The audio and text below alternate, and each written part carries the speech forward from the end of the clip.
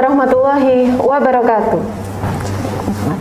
Masih dengan saya Decan di Kipot Kili Suci Podcast Sehat dan Bahagia bersama RSUD Kili Suci.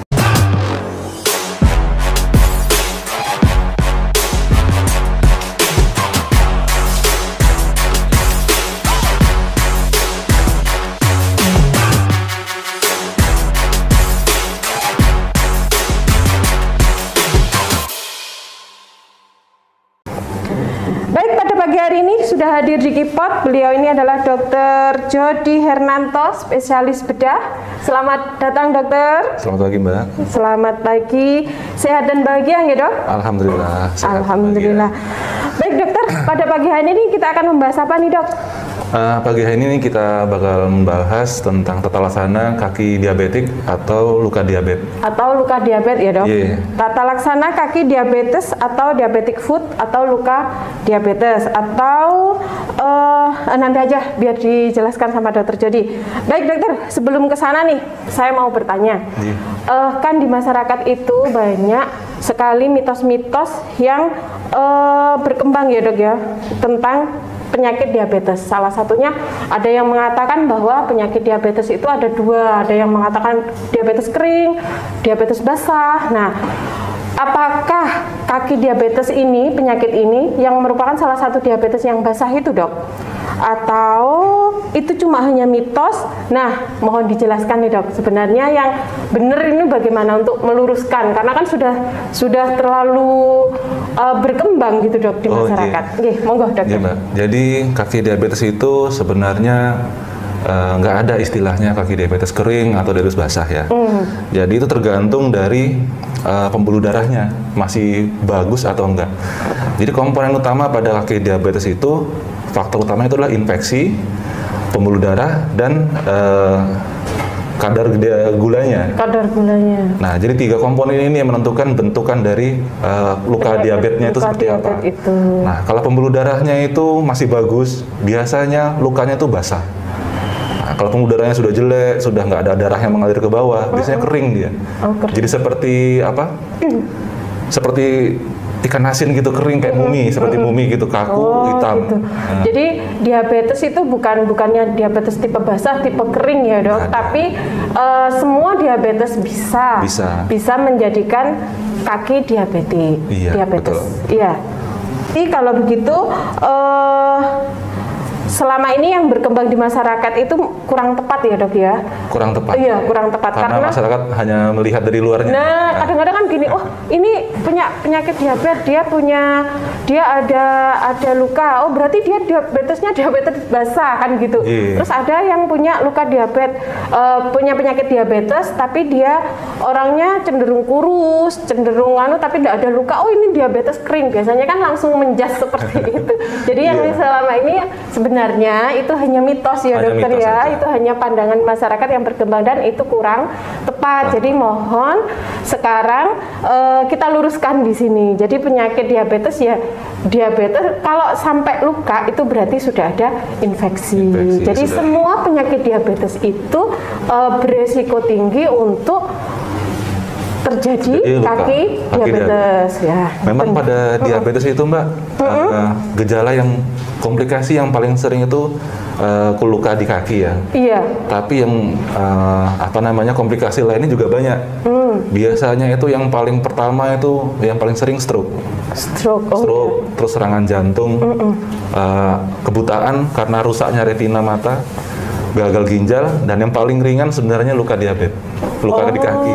Justru sebenarnya yang paling ringan ya itu. Iya, karena semuanya 5 ini yang rusak itu pertama kali pembuluh darahnya dulu. Iya. Nah, 5 ini yang rusak pembuluh darah dulu. Kalau dianggap yang paling ringan ya sebenarnya sih nggak ada yang ringan ya. Karena semuanya komplikasi. Semuanya komplikasi ya. Cuman ya karena melihat efeknya ya yang luka ini sebenarnya yang paling ringan dari yang 4 itu. Tapi juga paling sering ya, dok. Paling sering. Paling sering. Sebenarnya itu paling ringan tapi paling sering. Tapi kita juga tidak boleh meremehkan ya, dok. Karena apa? Karena kalau dia dengan penyakit diabetes sudah ada luka. Nah, apalagi Itu sebenarnya kalau luka kelihatan gitu kan, alah enggak apa-apa nanti diobati bisa sembuh. Nah, sebenarnya itu tidak boleh diremehkan karena apa? Karena kalau enggak dirawat dengan benar, apalagi dia ada penyakit diabetes, dia juga akan menjadi berat, lebih berat lagi, dan juga infeksinya lebih berat lagi, dan komplikasinya juga menjadi berat, bukan ringan lagi, gitu ya Dok ya.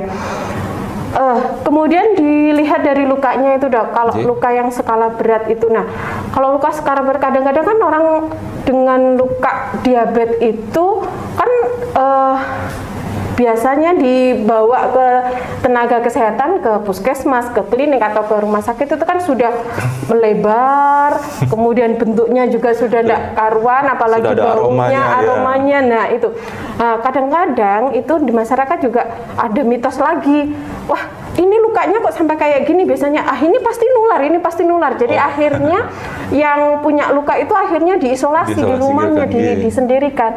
Nah sebenarnya itu lukanya itu nular nggak sih Dok? Kalau lukanya itu tidak menular Mbak. Nggak menular ya? Nggak menular, karena memang dasarnya muncul luka itu bukan karena infeksi dari suatu parasit atau bakteri yang lain, tapi karena memang infeksinya itu karena pembuluh darah yang ke bawah itu, ke luka itu sudah tidak ada, stop. Oh gitu. Ya komplikasinya itu akhirnya muncul luka. Akhirnya pembuluh darahnya pengobatan tidak tepat, tata laksananya tidak tepat, jadi pembuluh darahnya yang sudah sedikit kecil itu makin rusak, akhirnya lukanya makin naik. Makin luas, iya, dari jempol kan, nanti bergeser ke telapak, dari telapak naik ke mata kaki, terus naik terus nanahnya ke atas. Nah, untuk naik itu kan juga tidak langsung kelihatan lukanya besar gitu. Kadang-kadang lukanya kecil, tapi ternyata di dalamnya nanahnya sudah banyak. Nanahnya sudah banyak. Nah, begitu kadang-kadang kan seperti itu. Jadi masih banyak yang meremehkan ya Dok. Jadi berdasarkan katanya juga mitos yang beredar. Nah, ada lagi misalnya ada yang luka dia sudah tahu punya penyakit diabetes, luka ternyata tidak sengaja luka di kaki. Terus katanya saudaranya, oh dulu aku dirawat di rumah sakit ini cuma dikasih cairan infus gitu, itu tok, cuma nggak usah dibawa ke rumah sakit, dikasih aja sendiri cairan infus sama minum obat ini, obat antibiotik. Nah itu ternyata mungkin untuk si yang ngomong tadi benar cocok. Nah tapi belum tentu cocok untuk yang pasien berikutnya. Jadi itu bagaimana dokter untuk menyikapinya? Penanganannya nggak cuma dengan pembersihan dengan cairan infus, kasih obat minum atau bagaimana. Pada saat dibersihkan itu juga perlu diputuskan untuk dilakukan pengambilan jaringan-jaringan kulit-kulit yang mati, nanah-nanah, itu harus diputuskan orang yang berpengalaman. Nah itu berarti harus dalam pengawasan ya, Dok, nggak cuma hanya disiram air infus terus ditutup lagi, tidak begitu, karena kalau sudah dinyatakan kulit itu atau ototnya sudah ada yang mati, sudah rusak, itu harus dibuang, diambilin. Nah itu makanya pada saat kita mengambil itu, kita perlu tindakan operasi. Pada dasarnya bukan operasi yang besar. Cuman kalau kita lagi guntingin, begitu sampai jaringan sehat tergunting kan sakit. Akhirnya perlu berarti ada tindakan khusus. Nah, dari penjelasan dokter tadi nih, saya mohon dijelaskan nih Dok, beberapa macam dari kategori kaki diabetes, macam-macamnya. Oh, macam-macamnya. Iya. Tadi kan banyak kan, nggak semuanya harus misalnya harus dibersihkan, nggak semuanya harus dirawat di klinik. Iya, betul. Nah, ini macam-macamnya apa saja nih Dok? Kalau macam-macamnya itu berdasarkan ini tingkat jaringan apa aja yang rusak dan sedalam apa lukanya. Jadi kalau pada saat jenis lukanya itu sampai yang ke tulang, sampai ke urat jarinya untuk bergerak, untuk otot-ototnya, itu perlu tindakan yang lebih invasif, lebih dalam. Makanya pada saat itu pada pasien-pasien seperti ini, kalau saya biasanya dikerjakan di ruang operasi. Oh, bisa sampai gitu ya, sampai di ruang operasi ya? Pada saat kita bersihkan, kadang terjadi perdarahan. Perdarahan itu perlu dikontrol dengan laser, supaya perdarahannya berhenti.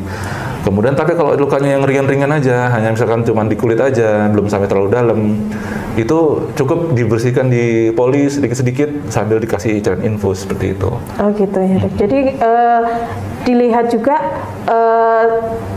jaringan atau bagian tubuh mana yang terkena ya. Cuma kulitnya aja atau sampai ke ototnya atau bahkan sampai ke tulangnya.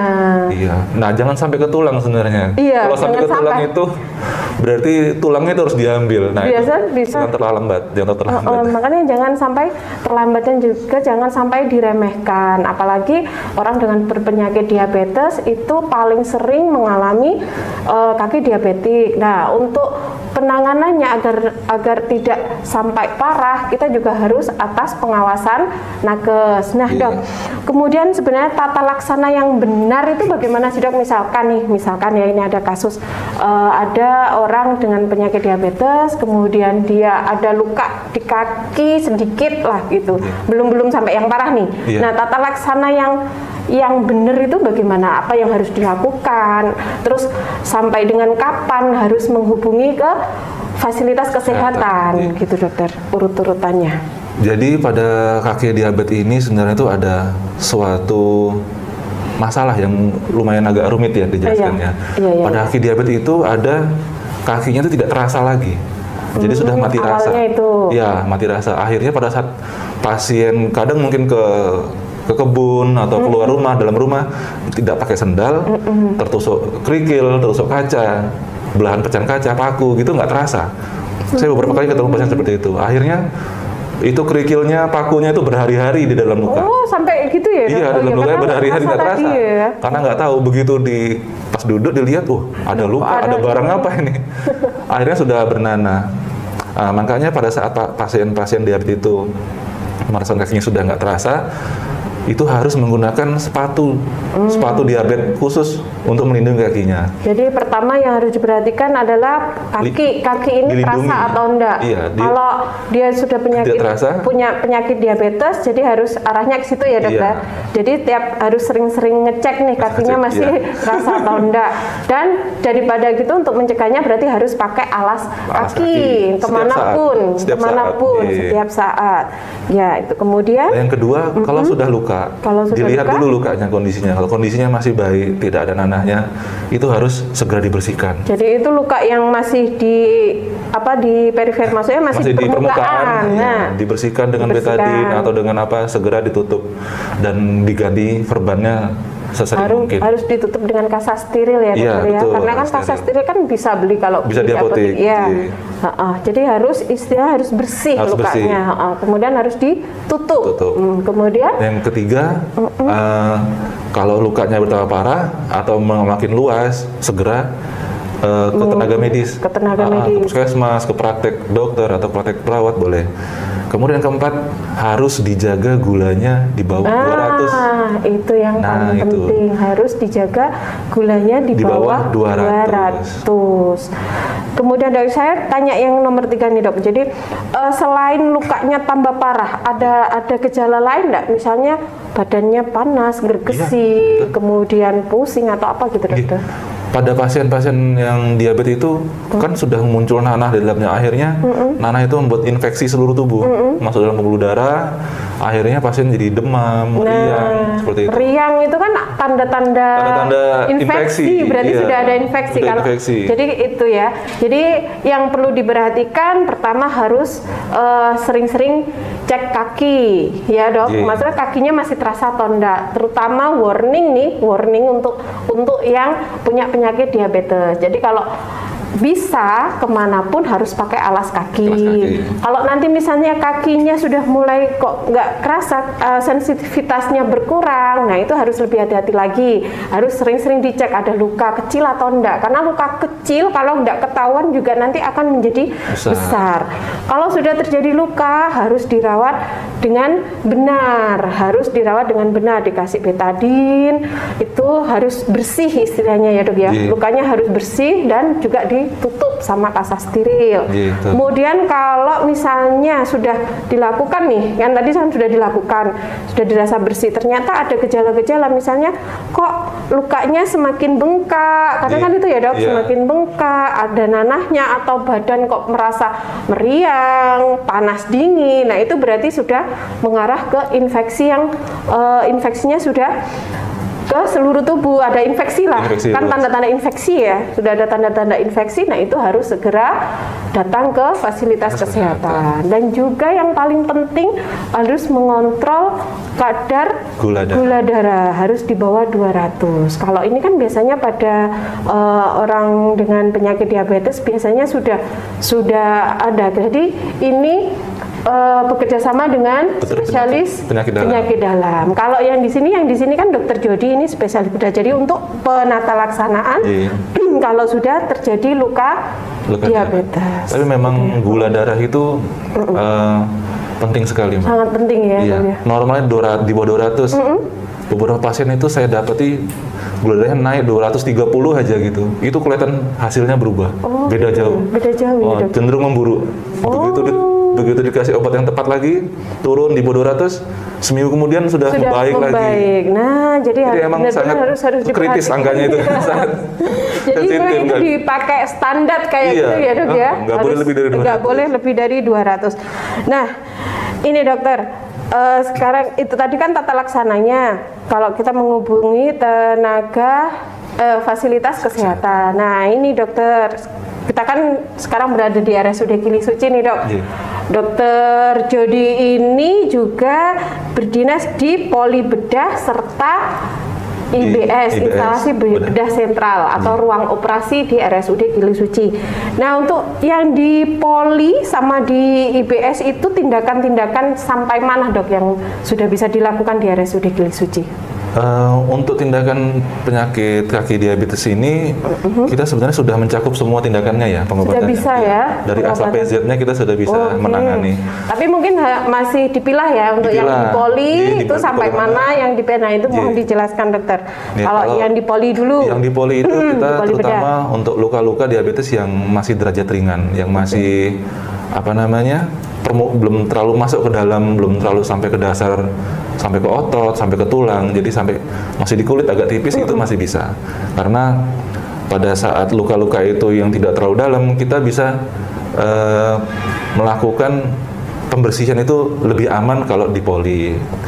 Nah, pada saat lukanya itu nanti sudah dalam, sudah kena mepet pembuluh darah, sudah kena tulang atau kena otot, itu justru lebih aman kalau dilakukan di ruang operasi, karena pada saat kita membersihkan begitu, dan perlu pembiusan, karena pengobatannya itu kalau tidak dibius, beberapa pasien kan masih terasa. Ada yang terasa, ada yang tidak. Nah, yang terasa ini harus dijaga jangan sampai kesakitan. Karena kan sudah terlalu dalam dan terlalu luas ya dok ya. Terlalu luas. Akhirnya nanti begitu kita bersihkan terasa sakit kan, kasihan mas. Yang keduanya, pada daerah otot-otot kan banyak pembuluh darah mbak. Jadi kalau misalkan kita bersihkan kena pembuluh darahnya juga sakit, berbahaya. Perdarahan banyak. Lah kalau di poli kan kita nggak punya lasernya.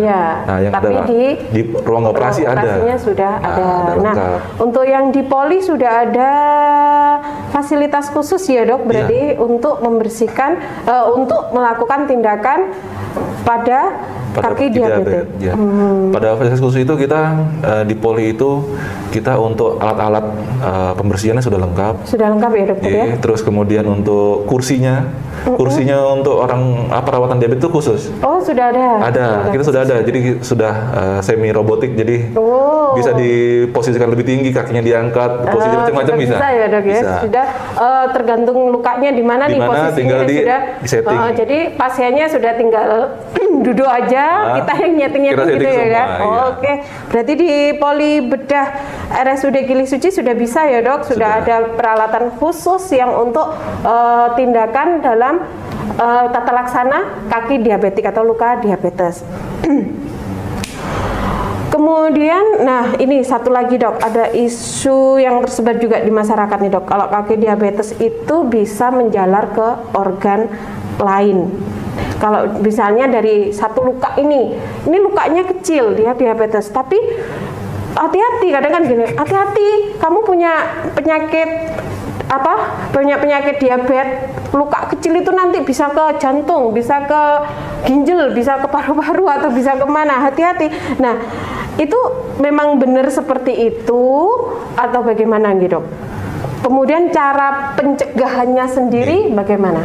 Kalau menjalar secara ke organ target seperti itu sih sebenarnya bukan seperti itu ya gambarannya. Iya. Jadi gambarannya kasarannya itu pembuluh darah di kaki itu, kalau yang di kaki sudah rusak, berarti di ginjal, di otak, di mata, dan di jantung itu juga sudah mulai rusak. Oh, gitu. Karena pembuluh darahnya kan lebih kecil daripada di kaki. Semakin kecil pembuluh darahnya, semakin mudah rusak karena penyakit diabetes. Oh iya. Nah, karena penyakit diabetes ini kan kadar gula darah yang ada di dalam darah itu, dan dia merusak pembuluh darahnya. Darahnya jadi kental, pembuluh darahnya kecil, kan nggak bisa lewat cairannya. Pembuluh darahnya. Nah, begitu. Sebenarnya kronologisnya kan seperti itu. Iya. Karena penyakit diabetes ini kan penyakit gula darah, ya kan, tingginya kadar gula darah. Makanya dia ikut di dalam darah, darahnya menjadi kental. Akhirnya kalau yang pembuluh darah yang kecil itu semakin cepat tersumbat dan resiko tinggi rusak. Nah, itu sama aja dengan yang luka di kaki juga seperti itu.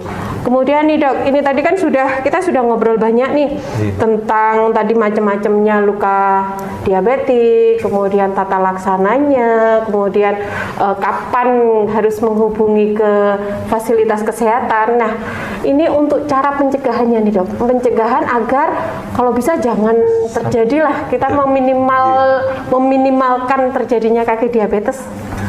Jadi pencegahannya itu untuk yang masih usia muda ya, itu kita lihat dari orang tua, dari keluarga kita tuh ada riwayat diabetes apa enggak. Biasanya kalau orang tuanya diabetes dulu dari riwayat keluarga. Kalau keluarga diabetes berarti dia juga beresiko tinggi. Makanya walaupun masih usia 20, 30 makan yang manis-manis, yang enak-enak. Nah, itu harus dihindari karena ada kemungkinan dia memiliki kecenderungan sama seperti orang tuanya.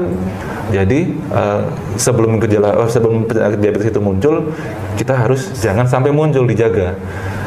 Nah, kalau sudah muncul terus gimana? Kalau sudah muncul itu sesegera mungkin dilakukan pengobatan. Gulanya harus dikontrol rendah, tekan rendah di bawah 200. Karena beberapa pasien itu merasa aman, wah saya nggak apa-apa nih, padahal gula saya begitu dicek 500, 400, tapi nggak kerasa apa-apa. Nah, justru itu yang bahaya. Itu yang bahaya. Karena saya 400 masih bisa lari. Ya, saya 400 nggak pusing, karena dia masih muda. Nanti dan tubuhnya itu masih kuat nahan. Nanti pada suatu saat nanti tubuhnya sudah nggak kuat lagi. Nah, yang kena itu 5 itu biasanya, langsung kena 5 itu. Makanya dengan pengobatan itu dijaga supaya kualitas pembuluh darahnya tetap bagus, supaya nggak terlalu banyak sumbatan-sumbatan gula-gulanya darah itu nempel di pembuluh darahnya itu, jadinya tidak rusak. Soalnya saya saat ini trennya itu sudah mulai ke lebih muda usianya pasien-pasien diabetes itu. Usia 40 sudah ada, 50 apalagi. Nah, makanya jangan merasa bangga, wah saya gulanya 400 masih sehat-sehat aja, nggak ada apa-apa. Akhirnya muncul komplikasi-komplikasi. Sebaiknya sebelum itu harus screening dulu, diobati. Kemudian kalau sudah screening, jadi dari riwayat keluarga, kalau sudah misalnya ketemu nih ternyata saya punya riwayat keluarga dengan diabetes, langsung aja kita kontrol. Kalau misalnya sudah ditemukan, ya tetap harus menjaga gula darahnya, jangan sampai tinggi, meskipun kita belum merasa apa-apa ya, Dok ya, tapi bahaya, ibaratnya bahaya sudah mengincar ini. Sudah mengincar ini pasti orang ini lengah nih, udah mengincar. Kemudian kalau sudah screening, sudah diketahui, kan tadi sudah dikontrol. Nah, untuk ke kakinya ini gimana biar tidak sampai luka nih, Dok? Kalau untuk kakinya itu kan tergantung ada dua jenis tadi. Ada yang masih ada rasanya, masih ada rasa, dan tidak ada rasanya lagi. Dan tidak ada rasanya. Jadi kalau ini yang masih ada rasa. Yang masih ada rasa ini sebenarnya tidak perlu langsung harus memakai sepatu diabetes itu karena tapi masih bisa menghindar. Hati-hati, harus diawasi betul-betul. Nah, paling tidak dijagalah kebersihannya ya dok ya. Jaga kebersihannya. Dan untuk yang pasien yang sudah tidak terasa kakinya, ini harus memakai sepatu pelindung diabetes. Sepatunya itu khusus karena memang ada sepatu khusus. Jadi memang dia didesain untuk melindungi jari-jari sampai ke tumit. Jadi seperti sepatu tutup gitu loh Mbak. Yang ada depannya pelindungnya dan solnya tebal. Gunanya untuk menghindari kalau ada benda-benda yang tajam. Nah, kayak paku. Kadang mainan anak-anak itu aja, itu bisa bikin luka. Ya, jadi itu ya. Jadi kalau yang sudah ada diabetes, kemudian harus yang pertama dibagi dua, yang kakinya masih terasa juga harus hati-hati, paling tidak dijaga kebersihannya. Kalau misalnya kakinya sudah mulai nggak terasa, sensitivitasnya kurang, nah ini harus lebih ekstra hati-hati lagi. Kemanapun harus pakai pelindung kaki, jangan sampai kakinya terluka. Jadi kalau tiap hari harus ngecek, wah kakiku terluka nggak ya gitu. Oke.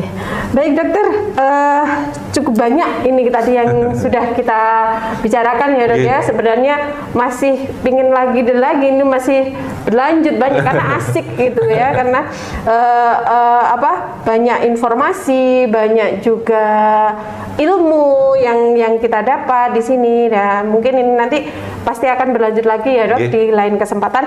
Baik dokter, ini untuk terakhir pesan-pesan apa nih dok yang disampaikan untuk masyarakat Kota Kediri dan sekitarnya mengenai tentang penyakit kaki diabetes ini dokter?